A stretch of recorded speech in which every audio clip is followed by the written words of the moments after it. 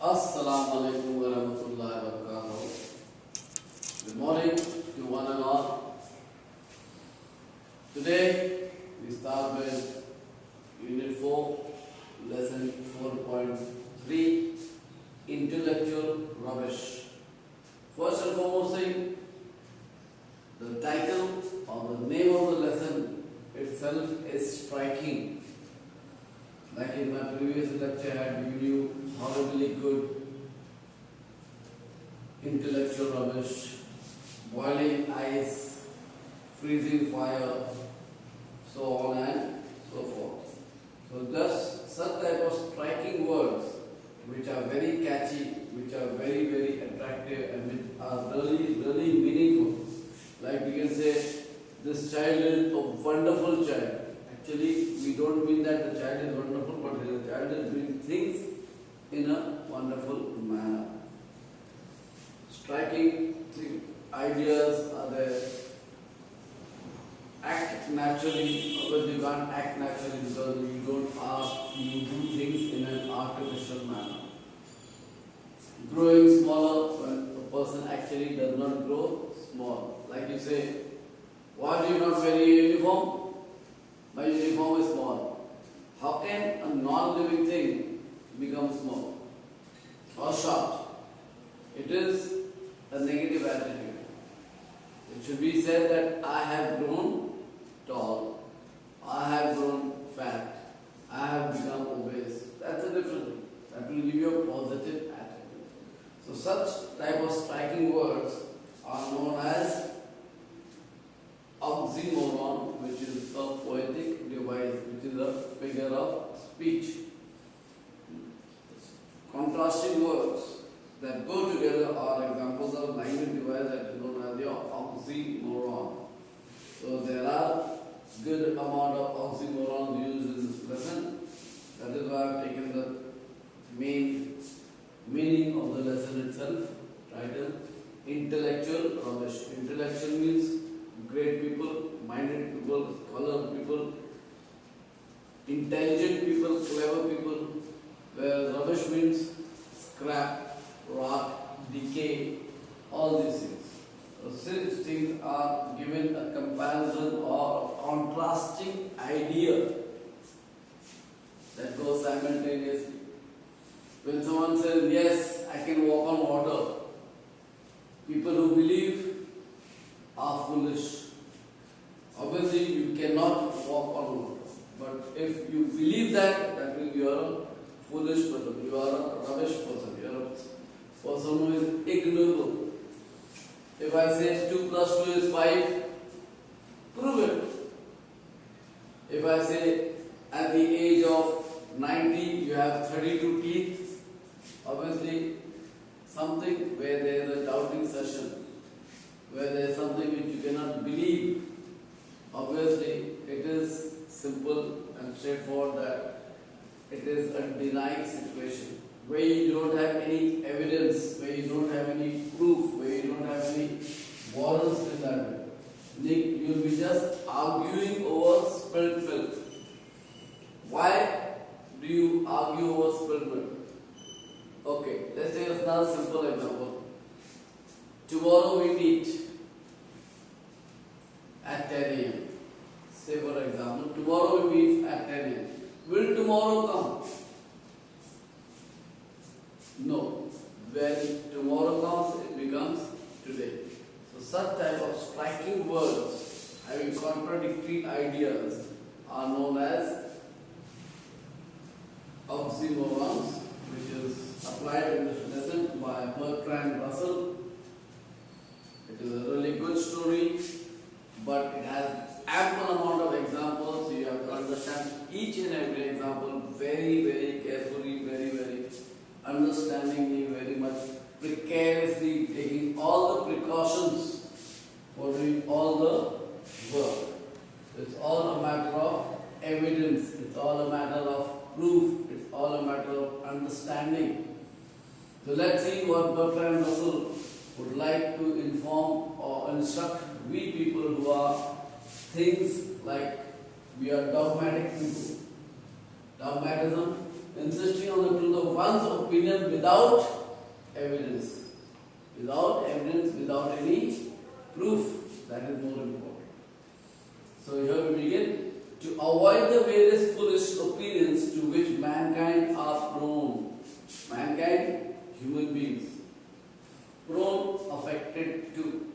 Obviously I will say, this is good. Or you say you've done your homework. What will I ask you? Give me proof. Give me evidence. Show me a book. And you say, sir, it is at home. Sir, I forgot to bring it. Sir, my tuition teacher is taking. Sir, I left it. Or my friend has borrowed it. XYZ, XYZ, XYZ. But it's not a foolproof answer. Because immediately what will be the person's response? Give me proof, give me evidence, give me the book. So there you go blank. That means you are telling a lie, which is incorrect from a common man's point, which is rather very common in people but uncommon in human beings. Like you enter a room. You enter a room and you see in the room itself that a particular person is not there. Yet you ask, is Mr. XYZ here? Obviously, you have eyes, you look in the room, in the cabin, or wherever you stand, and that person is not visible. Yet you ask a silly question, silly error. That means you are asking the question along with the answer itself in your eyes, in front of your eyes. You are looking at the person, you are glaring at the person. Yet you are saying, is that XYZ person available here? Obviously, you are seeing them. How are you? Everything is alright. That means the person is asking you a question and is giving you the answer also. How are you? Are you fine or no? That means he has asked you the question, how are you? And he is telling you the answer also. Are you fine or no? Again, he is putting the question and answer without you replying to that particular question. It's very simple. No human genius is required. That means for such simple understanding, you don't have to use your brain, just use your common sense, which is very uncommon in the common man. You want to eat something, eat it. You want to draw something, draw it. You want to do something, do it. It's a very common saying. When you want to shoot, you shoot, don't talk. When you want to shoot or you want to kill, you want to murder something, you do it immediately without a second thought. A few simple rules will keep you not from all errors but from silly errors. That means just silly mistakes we do not. After telling you, write your name, complete name, full name in detail. What will you do? Just write your first name. Why you don't have a surname? You don't have a parent's name? Then you are asked to write a complete standard division roll number. What do? You just write a standard. You don't write a roll number, you don't write a division. So it causes problems. Things have to be done in a very precarious manner as you are told. You should listen very carefully to things in such a manner that you can be available in a particular way so that the opposite person does not have to repeat the same question again and again and again. If you are asked to write a complete name with standard division roll number, your CA number, your GR number, your Aadhaar number, the student server ID number, so follow the instruction and write in that particular format. But what do? We read it half, we read it in an incomplete manner, we read it in such a way that we don't understand the question either. So that is what we call as silly errors. That is what we know everything, but knowingly we are doing it in an incorrect manner. So such type of the first paragraph is telling you to avoid various foolish opinions to which mankind are prone to being affected. It's very common with uncommon thinking. No superhuman genius is required. That means you don't have to be a genius, you don't have to be very clever, you don't have to be intelligent, you don't have to be a scholar. When you see there is water out there, you won't jump into the water, right? When you see that the milk is boiling, you want to overflow, you want to put the gas off, you want to put the stove off. It's common sense.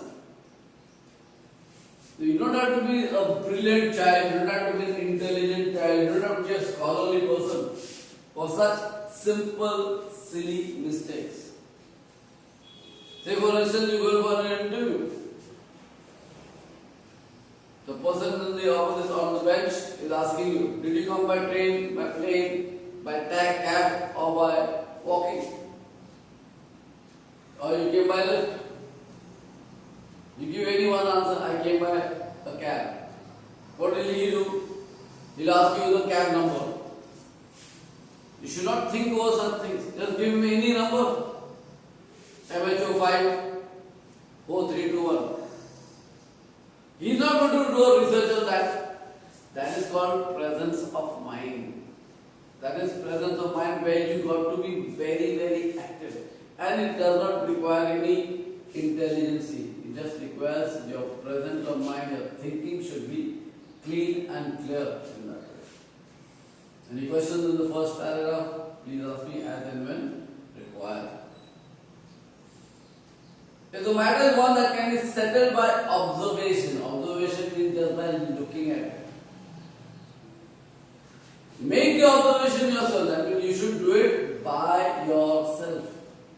Aristotle, a great philosopher, a writer, dramatist, could have avoided the mistake of thinking that women have fewer teeth than men by the simple device of asking Mrs. Aristotle to keep her mouth open while he counted. He did not do so because he thought he knew. You cannot take anything for granted. Because he thought he knew, that means he is thinking, he is making guesswork. Thought out here means making guesswork. You can't just say, yes, this is correct, yes, this is incorrect, yes, you are true, yes, that is false. You can't just go ahead with something where you do not have any proof, where you do not have any evidence, where you don't have any working in it, where you have not seen it but just heard it. Someone has said, sir, someone has expired. When you reach out there, you see the person sitting and chatting with all the family members. So unless and until you observe things, unless and until you see things by yourself, don't believe it. Believing is seeing, or seeing is believing. So Aristotle is making a simple error that women have less teeth than men.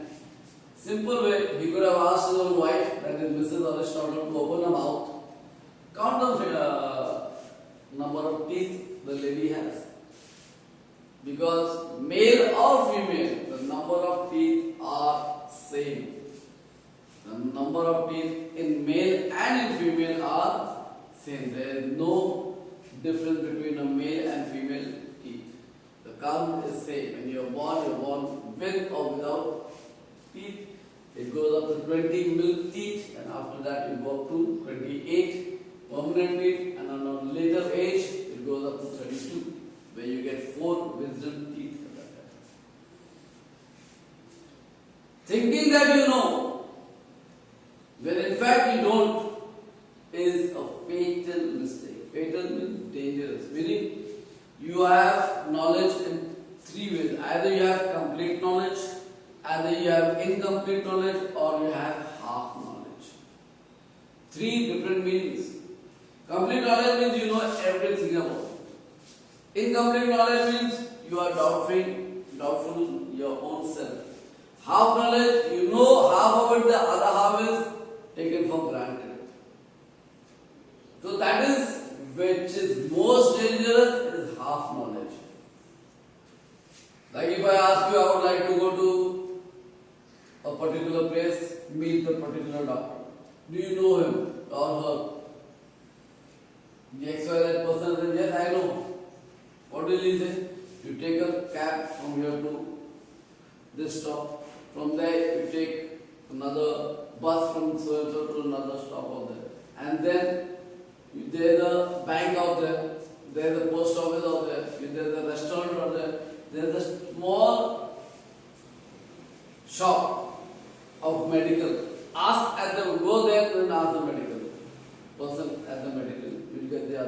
further information. So that's half knowledge. And what you are giving is also incomplete. So things, if you think that you know, thinking is guesswork. Remember, thinking is guesswork. So you better be careful that don't make guesswork, but do things with great evidence, proof, all the time. Another thing, I believe myself that hedgehogs eat black beetles. Hedgehogs are wild animals. Have you seen the meaning out here? Yes. A small brown animal covering with sharp spines on its back. It's an animal, you can check it on the net.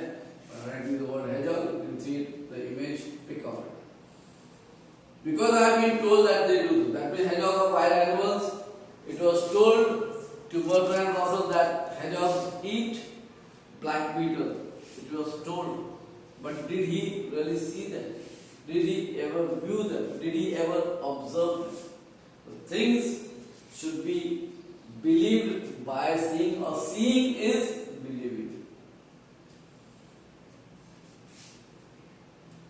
Because I have been told that they do so. But if I were writing a book on habits of hedgehog, that means if I am like most important thing, you watch a video, videos can be easily edited. You watch a pic can be easily edited. But if you use a written message where the print media comes into working, what we people at school do, many rumors through Telegram, through WhatsApp, through different types of chats keep coming. They are all rumors. Why we do not, we people in the government department, in the government working in the private sector also, we go according to the GR. GR means government resolution, which comes in a written form. We always work with written work. We always go for print media. We do not go for the virtual media or the electronic media. Things have to be done in a printed manner where it is a foolproof, it is a complete evidence, where the rule of any country is applicable on evidence. So you just can't write something which is untrue, which is false, which is incorrect. I should not commit myself until I had seen one enjoying this unappetizing diet. Unappetizing obviously something which you do not like, which you do not appreciate, which you do not adore, but you are forced to eat something. Like many people in boarding schools, food is good, food is not bad as well, but yet, what is it? You are forced to eat something because there is no other option. You cannot go anywhere else to eat food. You have to eat what is given to you. So that type of diet, that type of food, that type of product that is put in front of you is called an appetite. If you see a person eating lizard, if you see a person eating earthworm, if you see a person eating frog, how will you appreciate it? Obviously, you think how that person is eating it. So things can be done by mere or simple observation. Seeing is believing, or believe with your own eyesight, otherwise don't believe it without any evidence, without any proof. Aristotle, however, was less cautious. Less cautious means he was very careless. Because his own wife was there. He just assumed that males have more teeth than females, or females have less teeth than males. He could have just asked his own wife, Mrs. Aristotle, to open the mouth, counted on his fingers, and he would have got the correct answer. So things have to be believed with proper understanding. Here we stop for today. Any doubt, any queries, any problems, please call me, please chat with me. I am available on WhatsApp also and on Telegram. So please get your doubts clear as and when required. Please subscribe to the channel. Please like the channel. Please share the channel. Please comment on the channel. And please be positively to working. Remember, seeing is believing. It should be written proof. Thank you. Jazakallah. Assalamu alaikum wa rahmatullahi wa barakatuh.